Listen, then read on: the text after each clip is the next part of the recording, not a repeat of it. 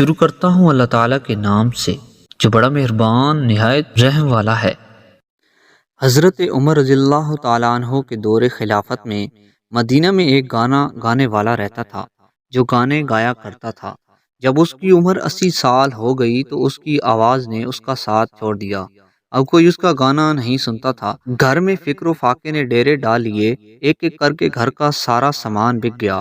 آخر تنگ آ کر وہ شخص جنت البقیع میں گیا اور بے اختیار اللہ کو پکارنے لگا، یا اللہ اب تو تجھے پکارنے کے سوا کوئی راستہ نہیں، مجھے بھوک ہے، میرے گھر والے پریشان ہیں، یا اللہ اب مجھے کوئی نہیں سنتا تو میری سن، میں تنگ دست ہوں، تیرے سوا میرے حال سے کوئی واقف نہیں۔ حضرت عمر رضی اللہ تعالیٰ عنہ مسجد میں سو رہے تھے کہ خواب میں آواز آئی، اے عمر اٹھو، میرا ایک بندہ مجھے بقیع میں پکار رہا ہے، اس کی مدد کو پہنچو۔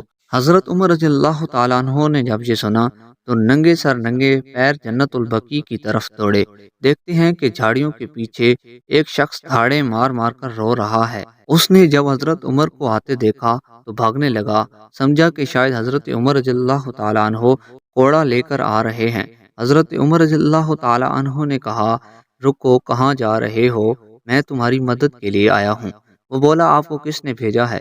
حضرت عمر رضی اللہ تعالیٰ عنہ نے کہا، جس سے لو لگائے بیٹھے ہو، مجھے اس نے تمہاری مدد کرنے کے لیے بھیجا ہے۔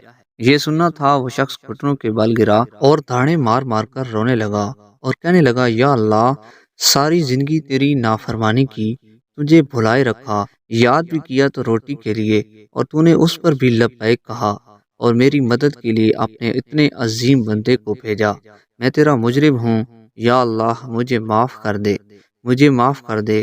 یہ کہتے کہتے وہ مر گیا۔ حضرت عمر رضی اللہ تعالیٰ عنہ نے اس کی نماز جنازہ پڑھائی اور اس کے گھر والوں کے لیے بیت المال سے وظیفہ مقرر فرمایا۔